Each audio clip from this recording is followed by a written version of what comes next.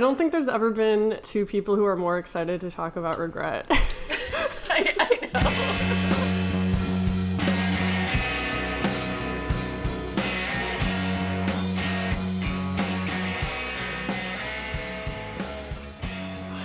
Hello, friends, and welcome to Pickles and Vodka, the mental health podcast where imperfect people talk about imperfect conversations. Imperfectly. Yeah, I'm Christina, one of your imperfect co-hosts. And I am the other imperfect co-host, Lauren. And today we're talking about regret. We're so excited. Yeah, we have a lot of regrets, in case you didn't gather that about us. Yeah. Yeah, but first, Lauren, how are you doing today? Well, I am trying to stop my dog from eating my cat's poop. Yes, she texted me like 5 minutes before and she was like, I'm going to be a little late because the little punks are acting up again. Yes, and I'm trying to stop my cat from tearing apart everything, including napkins that I don't know where he got, or paper towels. Because I just found this torn up paper towel and I looked at it and I was like, but there's this weird pattern on it. My paper towels I have right now are white. Maybe he has this secret life where he goes out in the middle of the night and like finds other people's paper towels and brings them back just to fuck with you. Or maybe he just like stored some from my last roll somewhere, so you just pull them out at a random time and be like, look at this, I destroyed it. I also thought you were going to say, I'm trying to stop my cat from pooping. Because you were telling me how Pico's eating your cat's poop, and so I was like, oh, I'm just trying to get my cat to stop pooping. It would solve the other problem. Yeah, unfortunately, that's not something that we can do. So there's the exciting trivial stuff, and also I spent the weekend in the psych ward. But that's going to come up later. Yeah, so Lauren sent me a voice message a few days ago with this idea. Well, I almost wanted to play your voice message because you said it so perfectly, but I'm not going to do that. Okay. But do you want to just summarize it real quick? Real quick, because like I said, we'll get to the nitty-gritty later, and this will get you excited to hear another episode. Yeah. Yeah, basically, last Saturday, I just had a really rough night and was trying to find someone to keep me company and was not finding that, and I think made some statement that I didn't necessarily mean, probably kind of out of desperation, but it didn't come off too well. So the friend I was talking to called the cops on me, and yeah. Ended. Jesus. Yeah. Well, I'm glad you're here. I was really worried when I heard it, and I'm still worried in a normal friend capacity. Right. But yeah, we are going to be not talking too much about that on this episode, but we're going to sit down and record a bonus episode after this. I'm trying to sound excited, but it's not a good thing. No, but basically it was the day or so after I got out. I was thinking about it, and in addition to just kind of talking about the experience, I felt like some things related to that just need to be said. Yeah. In your voicemail, you said it's really important to be transparent on here since this is a mental health podcast and you need to know how we're doing, good or bad. We're not going to hide anything. That's why I don't let my parents know what I'm doing. Oh yeah, that's life 101. Don't tell your parents anything. They don't get it. They don't get a link to this podcast. See, my mom does listen to this podcast and sometimes I wish she didn't. That's a lie. But she makes a great guest. Yeah, she does. Hi, Mom, also. I apologize in advance for everything we're going to talk about today. But yeah, today we are talking about regret. Right off the bat, we have a lot to say about this topic, and I think it's important to talk about what regret is and what it isn't. I want to just start off by reading a journal entry that I wrote last year. Oh, good. So I am a very depressed person. Hot take. Yeah. And Surprise!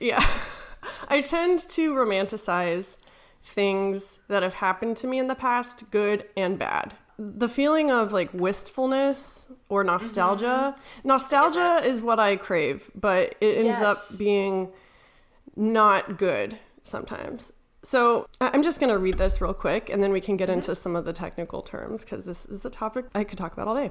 Okay, so this is from Tuesday, December 28th, 2021. So last year, I had just moved to Virginia about 5 months before writing this, and I was kind of still finding my way. Like I was still kind of questioning my decision to move in the first place and like all of the crazy shit that had led me up to that point. And I was just reflecting on my feelings. Okay. I crave the thirsty feeling some might call wistfulness. That feeling you get when a sad song you used to listen to during a rough time in your life comes on, or the feeling you get when you think of a friendship that you lost through your own actions. When I was a kid, I was confused by how much I enjoyed this feeling. After all, wasn't pain bad? Even then, I recognized that it was pain of a sort, but it also felt like a high, even though I couldn't have identified it as such at the time. This thirsty feeling, that's what I used to call it when I was a kid. Like the feeling of like nostalgia. Yeah. The thirsty feeling helped me time travel. It whisked me back to nostalgia-soaked moments where I was a different person, a happier person. But it also beckoned to me from the future, promising emotions I hadn't ever felt, like falling in love, or at least the idea of it. I wonder if this is what daydreaming was like for everyone. Sometimes I'd feel such a strong sense of yearning that my chest would literally start hurting. I still feel this often, but now it is usually under the influence. What am I yearning for, and why does it hurt so much? Is bliss that far out of reach that its absence awakens symptoms akin to a heart attack? And that's it. Wow. So when I read this, I was like, okay, like, am I writing about actual regret, or am I writing about something that never happened? And so I actually looked up the definitions of regret versus nostalgia versus wistfulness. Mm-hmm. So regret, according to Google, is feeling sad, repentant, or disappointed over something that has happened or been done, especially a loss or missed opportunity. Okay. Would you agree with that?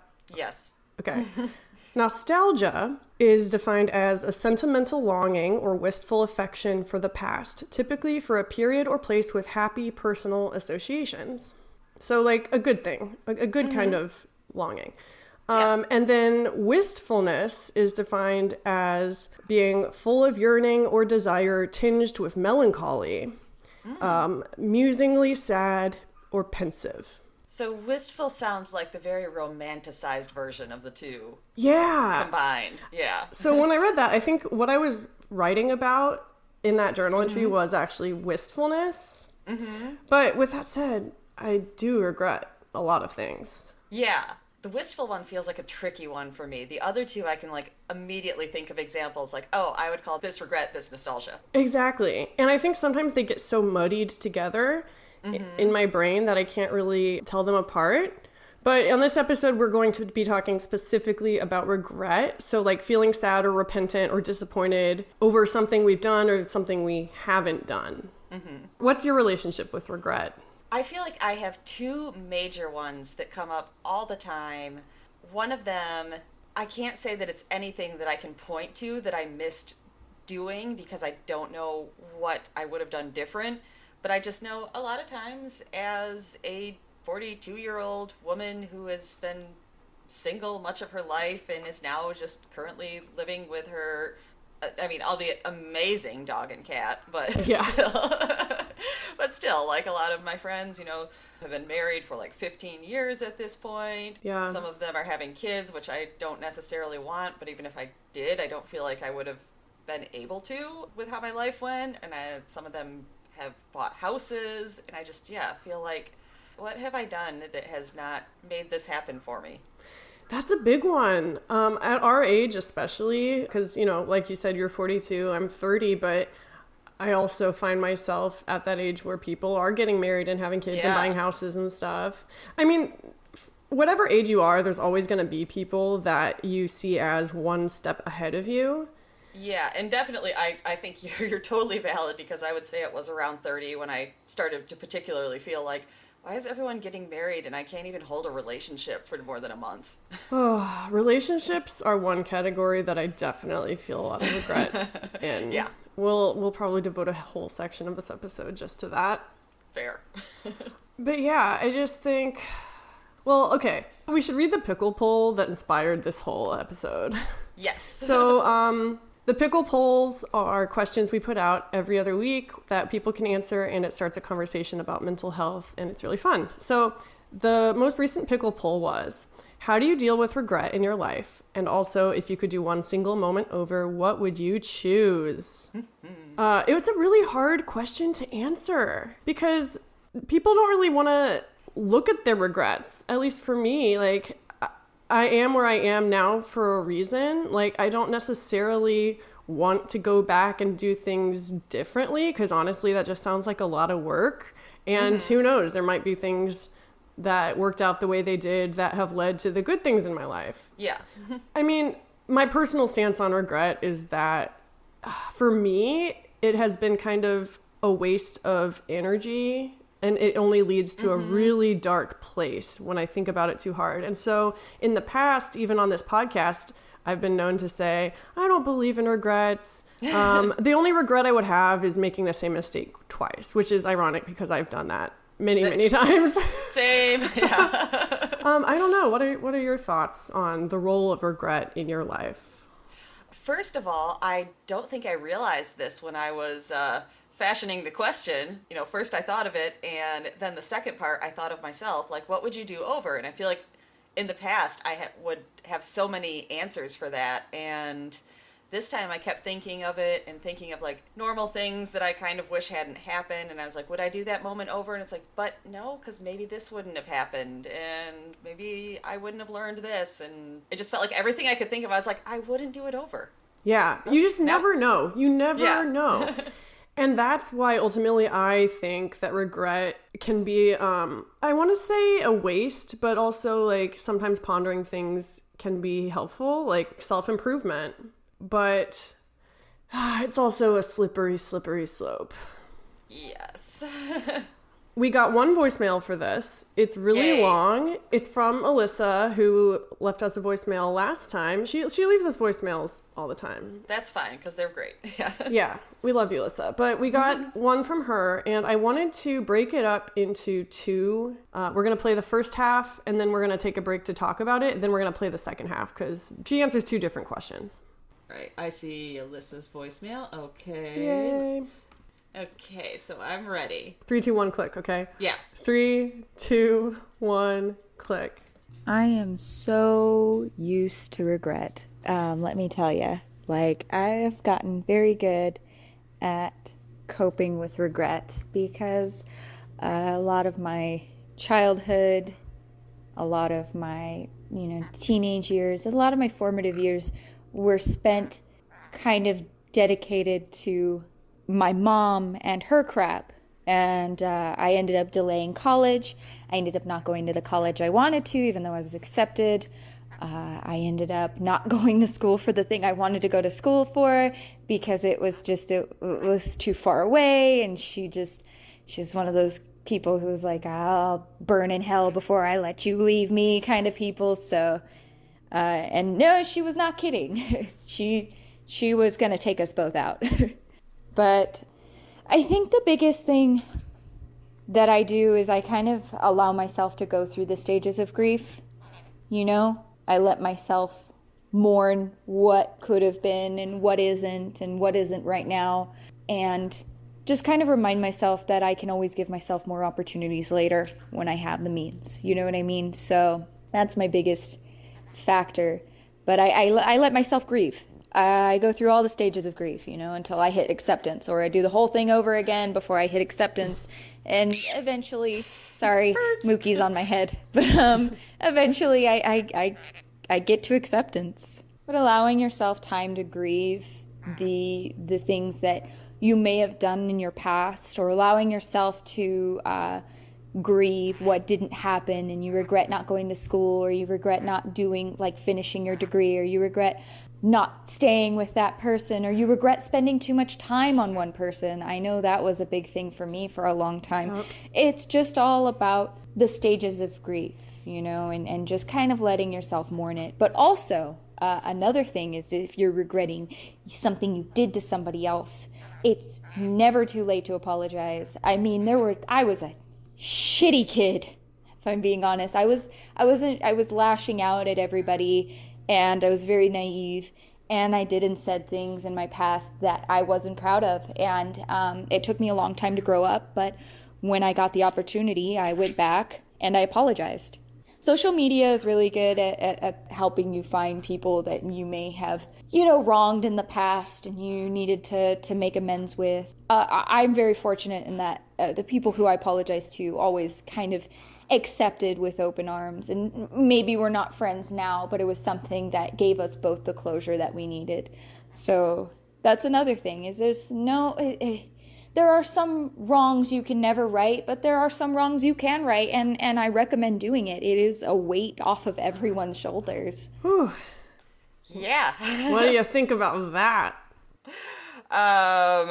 Wow, I was taking notes on the voicemail even. That's just the first half. I know, the stuff about grieving, that was big to me. I mean, the part about, you know, not going to school for what she wanted and like being regretful that she didn't, that she was like trying to do what her mom wanted instead of what she wanted. Also, how can you, it's sometimes hard to know what you want when you're young. Let's just talk about that first. Like, a lot of people regret stuff that they did or didn't do when they were young, but when you're young, how are you supposed to know?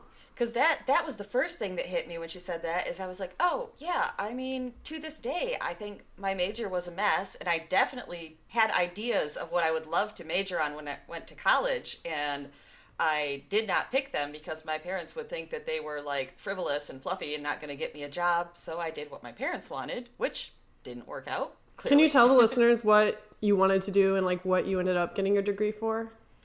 Basically, we've talked about some of the stuff, but I've always been really good at music, and it seemed the most logical because I knew I would be good at classes like that. And I would enjoy it because I enjoyed playing piano, and I did not want to go to be a teacher of some sort. If I was doing music, I wanted to play. Yeah. And what are you going to do with that? I mean, how many parents' kids tell them they want to do something like music or art or whatever? Right, and they're worried about them. Like, my parents were kind of like that too. I mean, not in terms of the major, but they wanted me to go to school, period, because they were worried about my future. Mm-hmm. Like, when I was a senior in high school, I was in the psych ward. So, like, I almost didn't graduate. And so I ended up going to the first school that accepted me, which was the school where my dad went, this Christian school in Oklahoma. You know, it was a terrible decision because it put me in a lot of debt, and it ended up being really toxic for my spirituality. Yeah. And I ultimately dropped out 2 years later. Okay. But I don't regret it because my life turned out the way it has in many ways because of that place. But I do think about it a lot. Like, what would have happened if I had taken a gap year, for instance? Just like, I wouldn't have sent myself to college if I had been like, I was really mentally unwell and I had barely any experience in the world. And I just should have, like, taken some time to figure some stuff out first. But that's not really an option that people get when they're young, necessarily. No, because, I mean, for me, I always felt, looking back, I don't think that I was not ready to go to college, but I really wish that I had gone, you know, the first year for sure, maybe even the first 2 years, just not knowing what I wanted to do, not picking a major, just seeing what was out there and picking from that. But I felt like I had to have a major, and spoiler alert, my parents seem to think that the only thing that you can do to be sure you'll have a job and make money is teach. What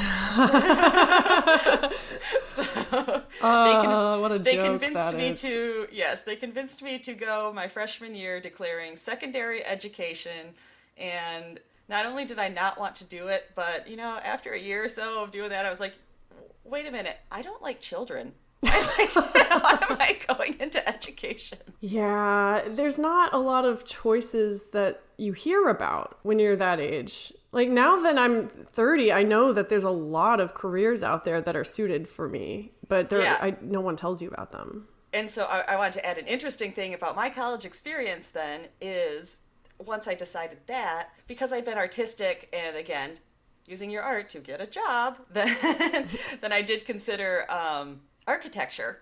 Ooh. And so I actually changed my major to that, planning to go through their pre-architecture classes at the school I was at. They didn't have, like, a real program, and then transfer to another school. I transferred to that other school the next year. I realized within the second class I took that I was behind. This did not make sense to me. This was not me. I was not going to enjoy being forced into this. And so I went to a whole different school for 3 days and then had to come back home and figure out my life for the rest of that semester until I went back. Oh, wow. So I was like, all that could have been avoided if I had just not been forced into this box. But I'm still proud of you for, like, trying out something new. A lot of people don't even get to that point. Yeah, and I mean, I'm definitely glad I didn't force it any longer, because then I majored in creative writing, which, another Oh my God, same! Awesome! Dude, I started off as a psych major because, I had been in treatment and I was like, I know everything. I want to help people. Yeah. And then I was like, this is too much science. I don't want this. So then I changed to creative writing. And then I realized I couldn't really make any money from that. And so then I switched to multimedia production, which I was studying when I dropped out. And then ultimately I got my degree in graphic information technology, which is just a very vague way of, it's vaguely artistic. Yeah. And it has marketing in it. So, like, I don't know. I don't regret my ultimate major. I think the path that led me there, everything that I didn't stick with taught me more about what I ultimately wanted to do. Yeah, the creative writing major, everything that led up to that, I think, needed to happen again, because then I did choose that and I loved it. And basically, I was bouncing around so much, trying to force myself into what everyone else wanted. I don't even know if I could have, managed to graduate. But with that, it was something I enjoyed. It was something that I picked, and I could tell my parents, I know there's no guaranteed job about this, but look at how your attempts have turned out, so I'm going to do what I want. and then at the very least, it's not needed. I don't want to tell anyone, you have to do this in your life. You have to go through and get a college degree. Sometimes I regret getting a college degree at all. I wish I'd gotten a skill or something.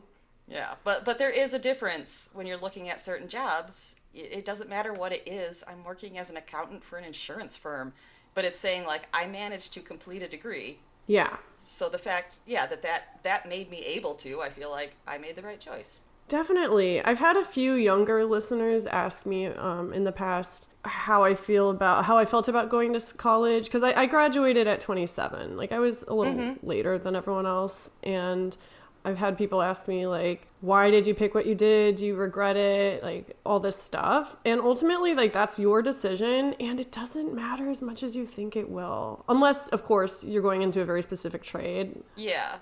A story that I tell often, if people are feeling behind as far as, school and starting a professional career and things like that, is that my mom out of high school went to college for 2 years, and, then she dropped out. She never went back until she was an adult. She decided she was going to. She started taking some classes, and she took a lot of classes towards the end because she really wanted to wrap it up quickly. And I went to her college graduation. Oh my God, that's so cute. She graduated in the middle of December, probably about 2 weeks before she turned 50 years old. I love that. Mm-hmm. Go your mom. Exactly. Stories like that make me so encouraged. Because sometimes I do feel like I have made all the wrong decisions, and it's never decisions. What did I just say? I feel like, I do have a lot of regrets, and I'm never going to be able to bounce back from them, but we're so fucking young. It really is never too late. And that's what Alyssa was saying too in her voicemail. There will always be more opportunities, and you can also create more opportunities for yourself. It doesn't have to be the end of the road. Totally. So what she said about grieving yes. her regrets. Let's get to that. I like that. Yeah, what were your thoughts when you heard that? Well, it brought up a specific memory. So right when I graduated from college, I would say all through my mid-ish 20s, then I had a boyfriend for about 5 years. I think the beginning was a lot better than how it ended up, but in the last few years living with him, I could see looking back that he was quite emotionally abusive. I don't think I ever realized it because he was never going to be physically abusive. He might yell at me, but he was not going to throw anything or do anything that might hurt me. I would never think that I would get hurt with him. Physically, at least. Yeah, exactly. But yeah, he did tell me things, if I felt like moving out of Midland, Michigan might help me find a better job because living in a larger city than like 5,000 people can sometimes help.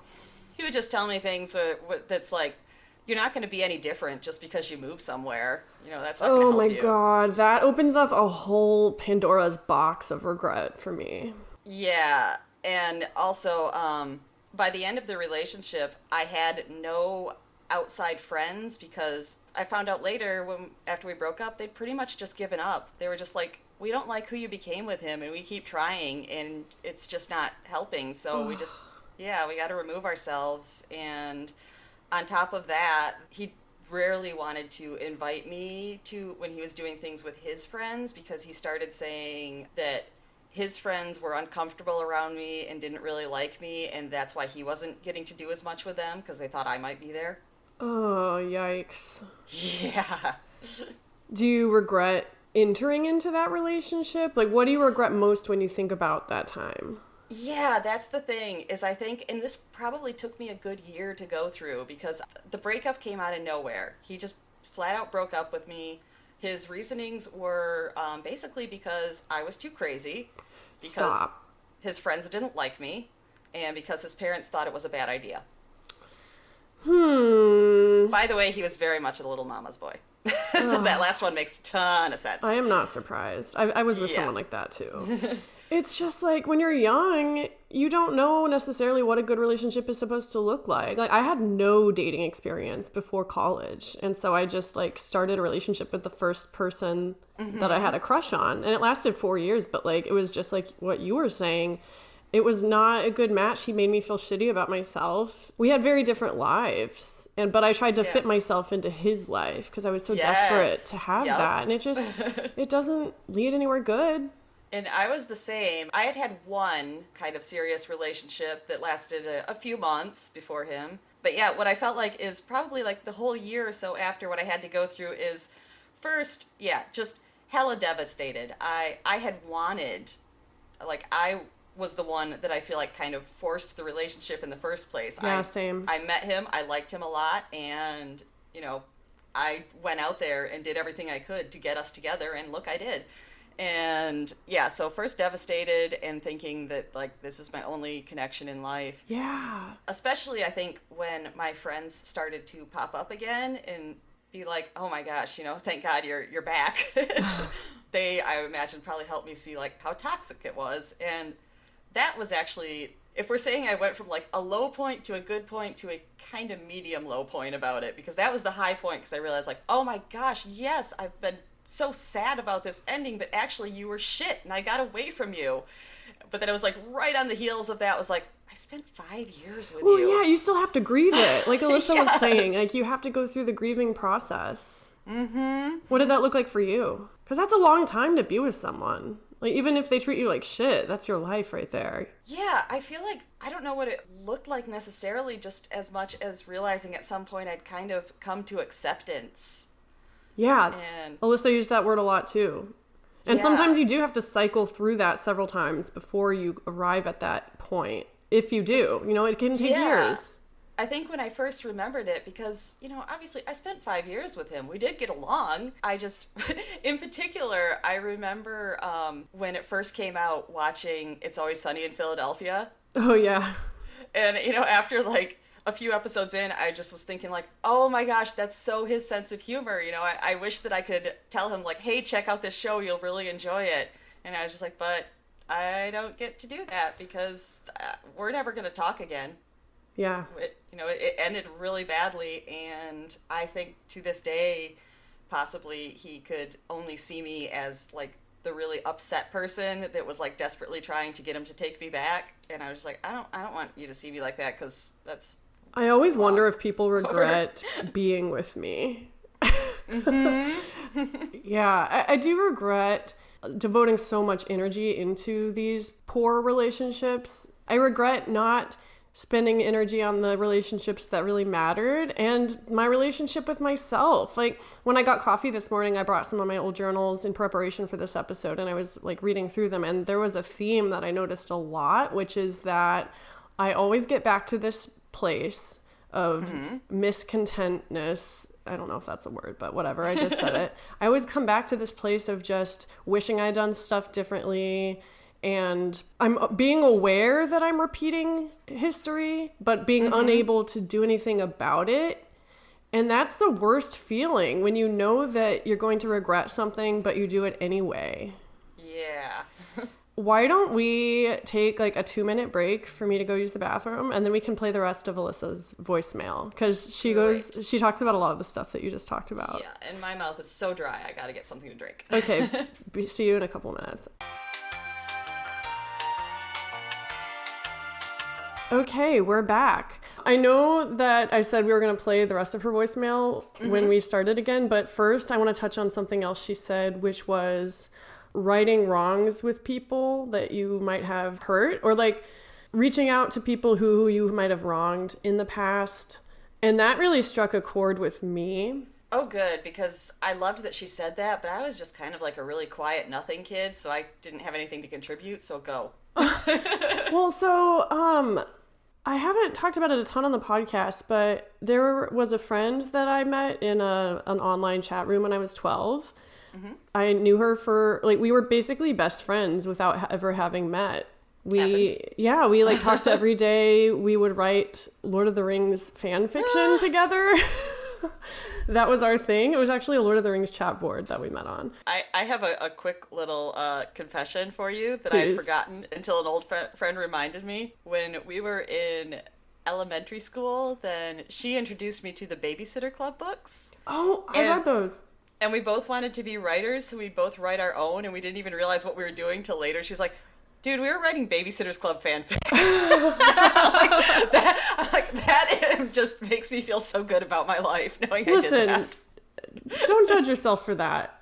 No, I love it. I think of that, I'm just like, oh, that's insane. I love it too. I feel like we would have gotten along great in high I wish school. I could find one. Oh, I still have all mine. I'm never going to share them. But yeah, this girl was like my best friend. She, knew me when I was going through all my shit in high school. Then I went to college and I got a boyfriend and she got a boyfriend and like we stopped talking for a few years. And then when I was living in DC with the ex that I found Ruby with, that I talked about on the pet episode, go listen if you haven't already. And when I was living in DC, I was really like not content where I was. And so like I hit her up again because I was like, I feel like I don't have any friends. It would be nice to hear from her again. And we started up like no time had passed. Like we started writing together again, messaging each other every day. And it started turning into this thing that like, I feel like I kind of used her for escape from my life. Yeah. And I must have been a drain to be around. Like I was relapsing into my alcoholism and bulimia and it kind of made her uncomfortable, I think, understandably. Yeah. And when I started the podcast, she encouraged me initially, and then I think as it grew and as I started getting worse with my mental health, it was really I want to say a buzzkill, but it was more than that. I think it was really affecting her in a toxic way. She even made a few comments like about the podcast. Like, I feel like it's really negative. You're not doing well. And it's hard for me to hear about. And that hurt because, talking about mental health and what I'm going through is really important for me. And I was starting to feel like I had to like censor myself around her and all this stuff. And eventually we just kind of stopped talking and drifted apart. And, she removed me from her friends and it was really painful. And I still haven't reached out to talk to her to this day. It's really hard for me to talk about because she could or could not be listening. I don't, there's no way of knowing. But I miss her. But also I think it was one of those situations where I was trying to force her to be something to me that she wasn't. And I know there's a lot of stuff that I did that was not okay. Like I would get drunk and forget that I had scheduled a call with her, stuff like that.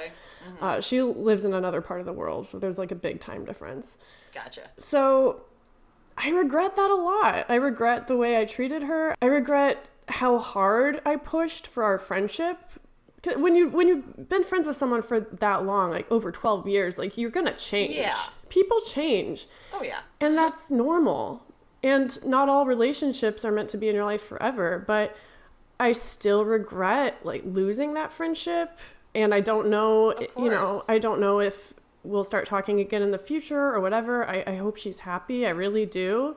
And I still, read the stuff we wrote together a lot because it makes me think about the good times we had. But I've often wondered if I should reach out and be like, hey, hope you're doing well. Like, I'm sorry. But also, what if that opens the door to more pain for both of us? Yeah. So, like, I don't really know what to do about it. I don't have advice, but I did really appreciate Alyssa for mentioning that in her voicemail. Because I know a lot of people have relationships like that. Yeah.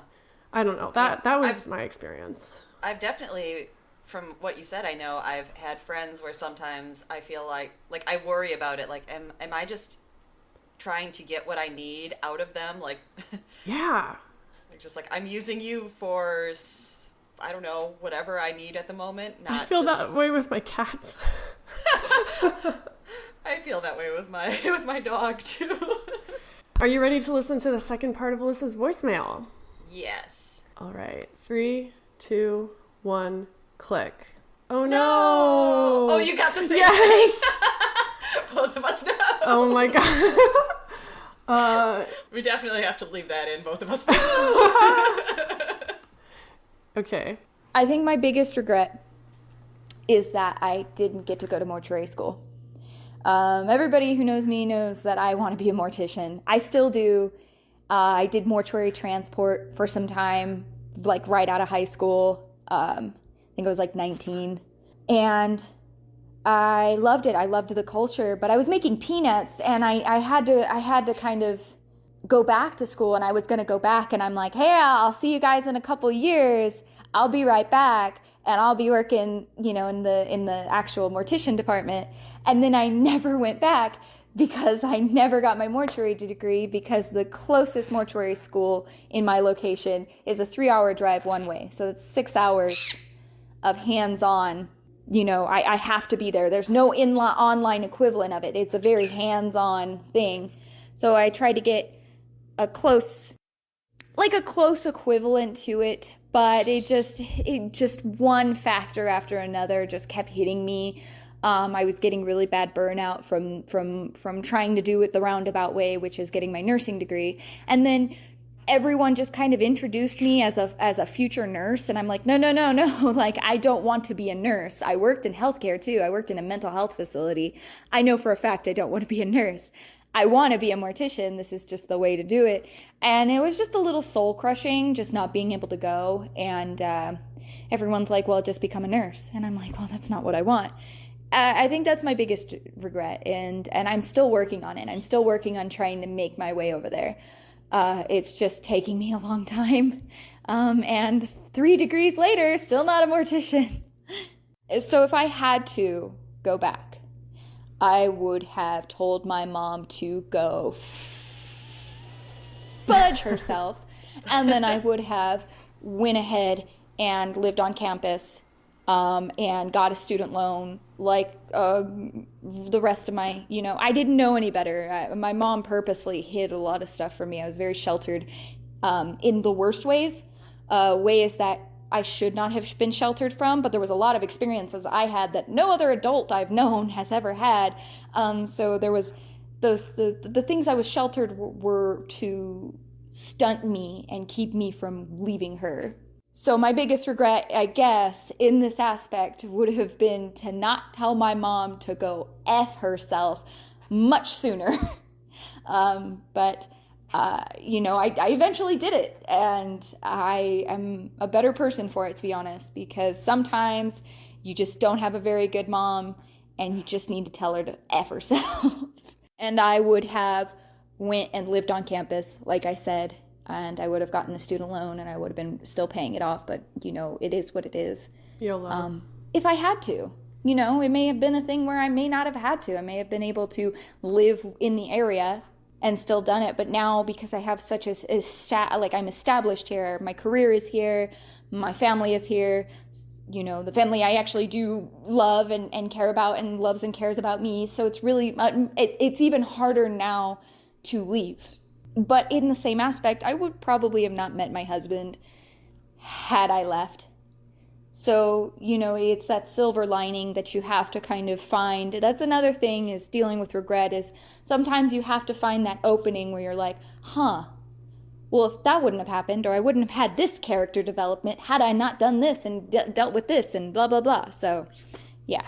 Another thing is that my husband is very supportive of me going back. Not everyone else is. Everyone else is not happy. They all want me to become a teacher, and I was never my intention to become a teacher. And once again, it's that whole, this is our future nurse.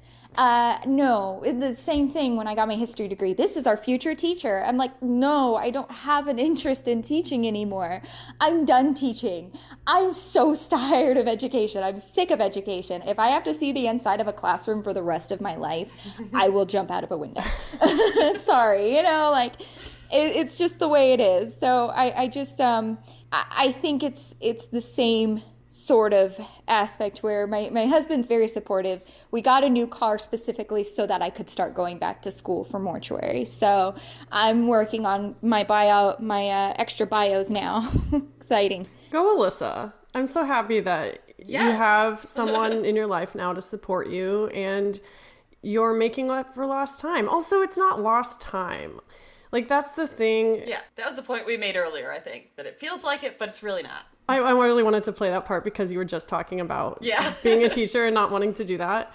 I love that. But yeah, I mean, the point that she's driving home and that we were talking about earlier is that these things do lead to character development, and whether you like it or not, like, that's your past. Like, you can't change the past, and you might as well try to find those silver linings and grow from them. With that said, it's easier said than done. Yeah, I feel like we're coming to the conclusion that there's nothing wrong with regret. It's just there's a healthy way to respond to it and a not healthy way. So how have you responded to it in the past in an unhealthy way? Particularly, I feel like I still struggle with the thing that I said in the beginning about like where my life is at, regretting that. Mm-hmm. I feel like it doesn't make me do anything. I just kind of sit there and I'm just like, poor me. And what did I do wrong? Why does no one like me? Why am I not successful?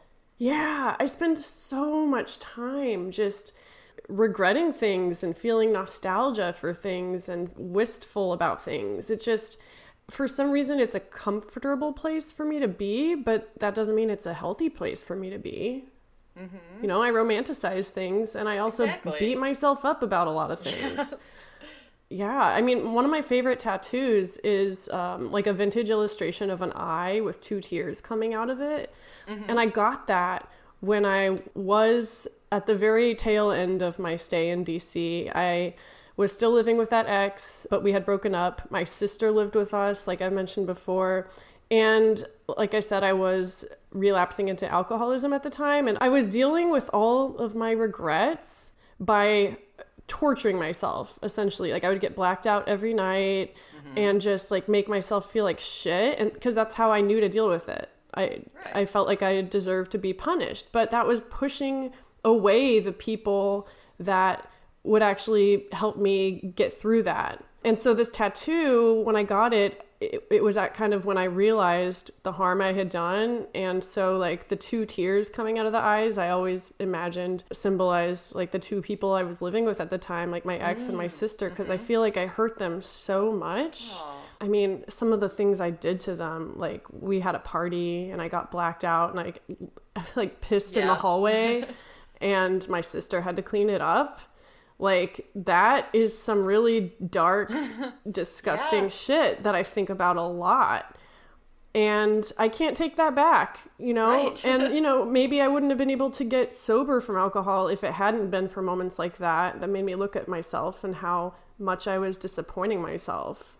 Mm-hmm. And it's really hard to revisit that kind of thing. But now, like 6 years later, I'm able to. But it took a lot of work. Yeah, and that's where I feel like that's kind of more the healthy reaction to it is, like you were saying, that is what pushed you at that time to say, I need to get sober. Well, it took years until I did, but that was the beginning. Like, that planted the seed. Mm-hmm. And that's like regrets in that way. I know I said like regrets are a waste of energy, but if regrets propel you toward change, then that's a good thing. Yeah, and I don't know if I necessarily even realized it till now, but I would see that they were probably very connected. the boyfriend that I've been talking about, after we broke up, then I just kind of, like floundered around and had no real drive or motivation towards anything. And then just kind of, first what I did is I thought, maybe I will try to get into grad school. And I can say that I feel like unless you are going straight after your undergrad degree, I feel like it is very hard to get into a creative writing grad program because you have like, you have no like recommendations at your fingers or anything like that. You haven't just been in classes that force you to like pound out your best writing. So yeah, it's pretty difficult. So I tried, and a couple of them, didn't work, got some rejections. And in the meantime, I had a friend in Chicago, and I drove down there for the weekend. I interviewed with a temp agency and this was a time where, I was just needed to kind of get my life back together. So I was living with my mom for a few months and came back. And then the next week I got a call from them that was like, oh, this company needs somebody to come into work. Can you be here at 8 tomorrow morning? Oh. I just started adding it up in my head. I was like, well, it's 2 PM. It takes me about 5.5 hours to drive to Chicago. Yeah. Oh, so they were offering you a position like, in another city. I was living in Michigan. So they were saying, yeah, in Chicago, like come here. Oh, did you do it? I did.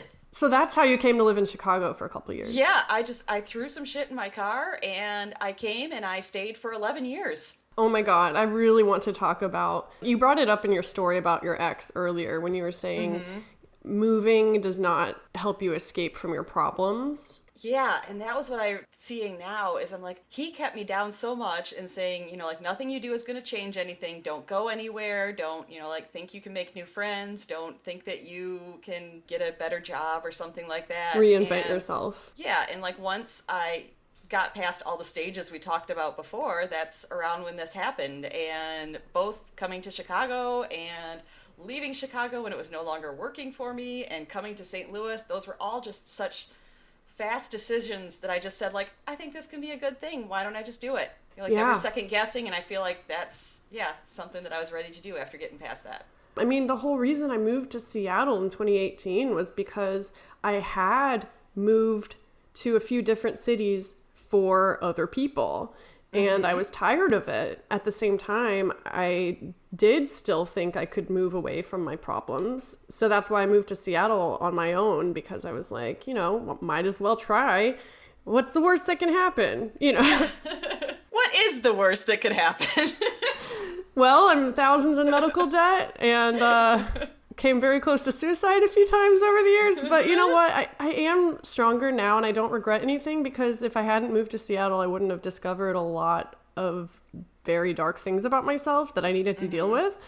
And now, I no longer view the physical location that I'm in as the solution to my wants and needs. It's more about the people and my relationship with the people I'm with and my relationship with myself. And I know that if I'm going to grow, I need to focus on those things and not so much about where I'm living. Mm-hmm. I have a very quick passage from another journal entry that I want to read to kind of close us out. I wrote this when I was in treatment in March of last year. So I wrote, I know that I need to go easy on myself, that accepting where and when it went wrong is not the same thing as regretting it. But I do it anyway because I never learn.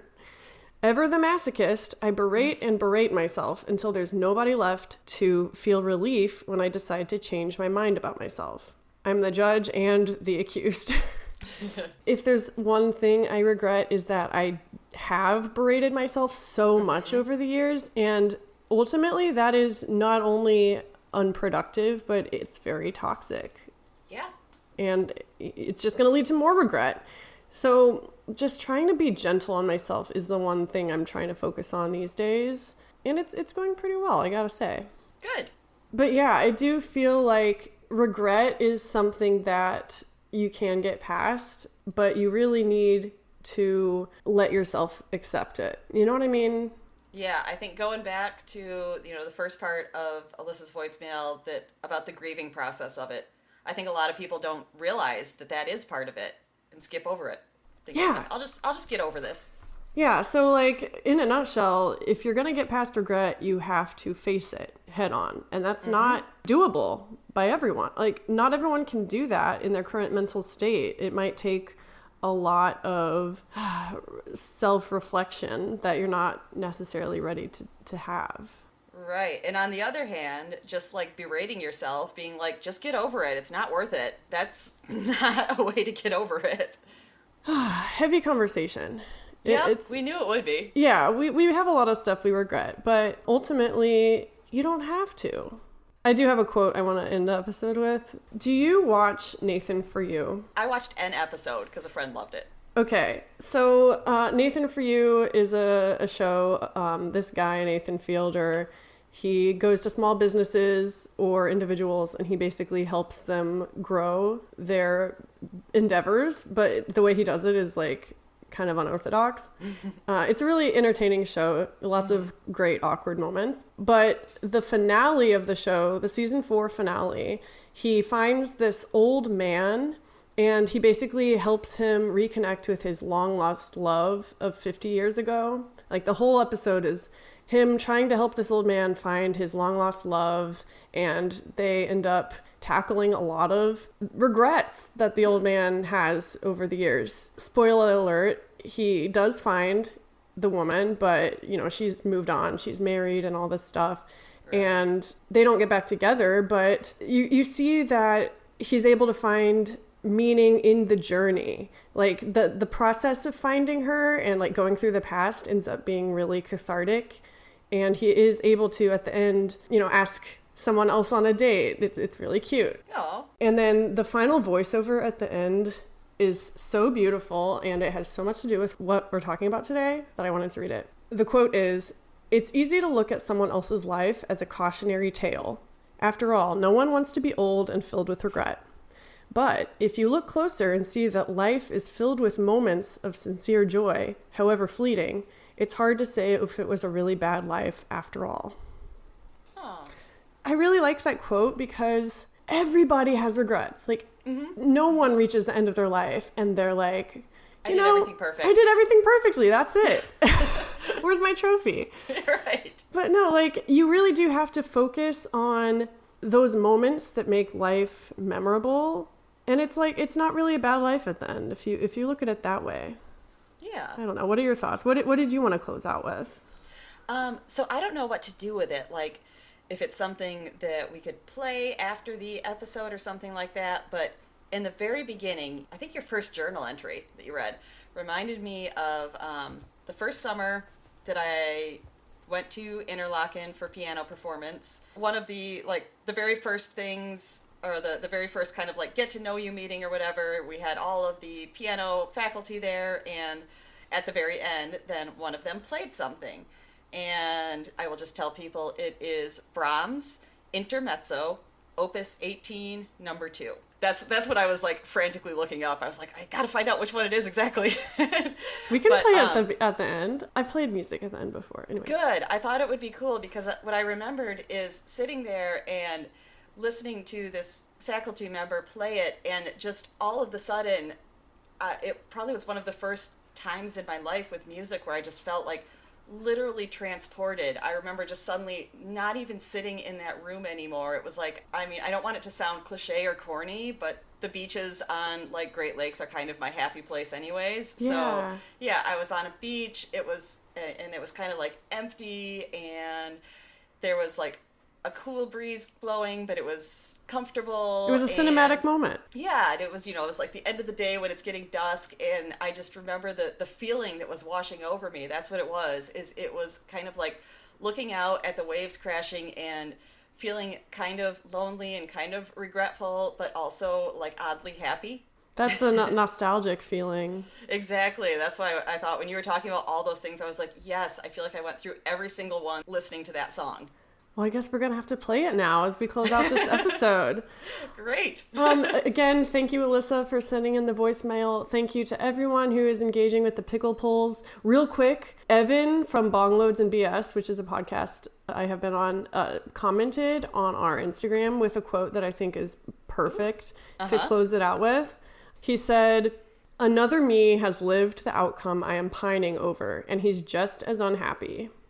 And you could take that as a negative thing, like, oh, no matter what you do, you're just going to be unhappy. But the way I took it is you have the capacity to be unhappy no matter how, quote unquote, good your life is going, you know? And so like, appreciate what you have, try to learn from your mistakes, be gentle on yourself. And there's always going to be stuff to regret. And that's not discounting that truly terrible things do happen. Like, people do make mistakes. But at the end of the day, the life you lived is the life you lived. And you got to make it work for you. It's kind of like, I see it, the same as, it's kind of like you can regret something you did, but don't feel like because you did this one thing, you have barred yourself from potential happiness. Exactly. I love that. Okay, so before we play that song that Lauren mentioned earlier to close out the episode, it's time for my new favorite segment, which is... Mine too. The Pickle Palate Cleanser. Which, thank you, Lauren. I don't have a sound effect for it. Okay. So yeah, this has been a really heavy episode, and we want to fill the last 10 minutes or so with something fun. Yep. So I found another BuzzFeed quiz. Oh, real quick, by the way, I want to say, you know the pickle quiz we took last week? What pickle are you? Mm-hmm. And you got dill pickle. The best. I have to say I'm very disappointed because I took it later, and I also got dill pickle. And then my sister took it using completely different answers. She also got dill pickle. And then just for the fun of it, I filled out the most random answers. And I got dill pickle again. Well, it's disappointing, but that's also my theory that they made it all dill pickle because who would want to be something else? Exactly. It's true. Okay, so today's Today's pickle palate cleanser is another BuzzFeed quiz. And it is... Make a terrible sandwich and we'll guess how much of a mess your life is. Yay! And the caption is, tastes like regret. So this quiz is by Angelo Spagnolo, not Angry Lauren. Nope. Like last one. Angry Lauren was apparently angry that there are other pickles in the world. I mean, same, honestly. I can't blame her. Exactly. Let me know when you have it up and we'll start filling it out together. Okay. So once again, this quiz is called Make a Terrible Sandwich and we'll guess how much of a mess your life is. Got it. I'm seeing pick some bread, why don't ya? Yeah, pick some bread, why don't ya? Okay, so the options are A, raisin bread, B, raisin bagel, C, banana bread, and D, toaster waffles. I mean, the most terrible thing on here is a raisin bagel, but I mean, I want to start out good with banana bread. Yeah, why so many raisin options? What do they have against raisins? I'm going to pick toaster waffles. Okay. Okay, second question. Pick your condiment. You can't have a dry Sammy. And the options are A, mustard, B, mayonnaise, C, ranch dressing, and D, barbecue sauce. Ranch dressing is the worst of all dressings. I'll pick barbecue sauce. I like ranch, but only if it's, done well. Fair. Since this is a sad sandwich, I'm going to pick mayonnaise. Okay. All right, pick a topping. Oh, God, these are terrible. A, fish sticks. B, grilled portobello mushrooms stuffed with feta cheese. C, Spam. And D, cotton candy. Who puts cotton candy on a sandwich? Me! That's what I'm picking. Oh, Lord. I'm going to do the mushrooms. I was deciding between cotton candy and Spam. If I'm picking a terrible, sad sandwich, I can't be having that bougie shit. Yeah, very accurate. Pick another topping. A, canned herring. Herring? Herring. B, onion slices. Oh, C, pickles. And then D, kale. I'm going to pick pickles. Come on. Of course. Not to mention, I'm physically sick just looking at the onion slices. Oh, raw onions? So no, thank you. Do you want more? A, foie gras. B, an oyster. C, lemon slices. And D, spaghetti noodles. I hate all of these. I only recently learned how easy it is, I guess, to poison yourself with cooking oysters. And that's one of my greatest fears, so I'm not going to have that. I've never had an oyster, and I don't intend to start. I'm going to pick spaghetti noodles, because fuck it. Oh, that was me too. I just saw them, drooping out of the sandwich. Oh my God. How do you want your sandwich cut? A, halved triangles. B, halved rectangles. C, quarters. Either triangles or rectangles, I don't care. D, I like them uncut. have triangles. Have triangles. If you do rectangles, you are a sadist. You're just a sad person. I'm sorry. Ooh, pick a beverage to wash it down. A, Mountain Dew spiked lemonade. B, Mountain Dew Code Red. What? These are all Mountain Dew. C, Mountain Dew Kickstart. And D, Mountain Dew Original. I don't drink any of these. No, but I feel like this was such a late 90s, early 2000s. Like, this is my time. Everyone's like, Code Red. So I'm going to pick that. Even though I'm sober, I'm going to pick the spiked lemonade.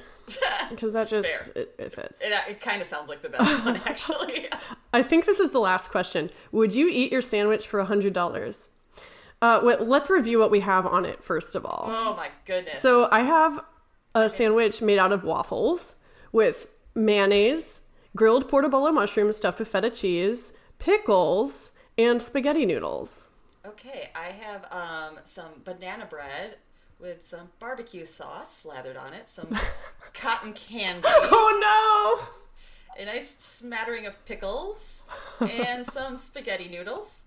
And have triangles. All right. So would you eat your sandwich for $100? The answers are A, yes. B, let me check my bank account. C, I want to say no, but secretly yes. And D, a resounding no. Okay, I am, for the first time in my life, financially secure, so I don't think $100 would be enough. But really? But on the other hand, reading it over, I was like, it's mostly sweet things or just kind of like bland things. So I think it would just have a sweet taste, even though it'd be gross. So I'll say let me check my bank account, because if I was hurting for $100, I think I would. I'm going to say I want to say no, but secretly yes. Okay. All right, let's find out how much of a mess our lives are in. I hope you don't get the same, because I like mine. What did you get? Your life is a complete mess, but you're surprisingly chill about it. Read the description. Shit has gotten so out of hand, you can't even keep track of which responsibility is stressing you the most. So you're just kind of ignoring it all. Yup. Oh my God. My life, on the other hand, is just teetering on the edge. Oh. So my life is basically a late stage game of Jenga where the pieces are your responsibilities and the tiniest mistake could knock the whole thing over. I mean, I'm not going to say it's inaccurate. No. Well, that's Pickles and Vodka, everybody. That's your mess of co-hosts. We are very messy co-hosts. We have a lot of regrets, but we're trying not to regret so much of it. But you probably shouldn't let us make a sandwich for you. No, don't let us make a sandwich for you.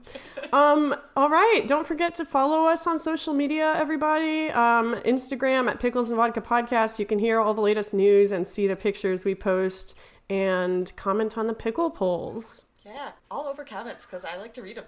Yes. Lauren, do you have another rambling promotion? I've already told you all the important stuff. I haven't seen any reviews. I think we said those were the most... No, subscribing is most important. Subscribing is most important, and we have gotten subscribers. Sweet! So good job, everybody. Good job. Yay! We love you. But yeah, give us reviews. We'll read it on the podcast. It'll be a lot of fun. It could be a review from your cat, for all we care. Pico would love to hear a review from your cat. Yeah, review our pets. If you don't want to review the Yes. podcast, review our pets. Shout out to the pets. Shout out to the pets. All right, so like we said, we're going to be releasing a bonus episode halfway through this week where Lauren talks about all the shit she's dealing with. So catch that on, I don't know when we'll post it, probably like Wednesday or something. Yeah, we'll surprise you. We'll surprise you. But yeah, in the meantime, we love you all and we hope you have a great week. Yay! Bye till next time.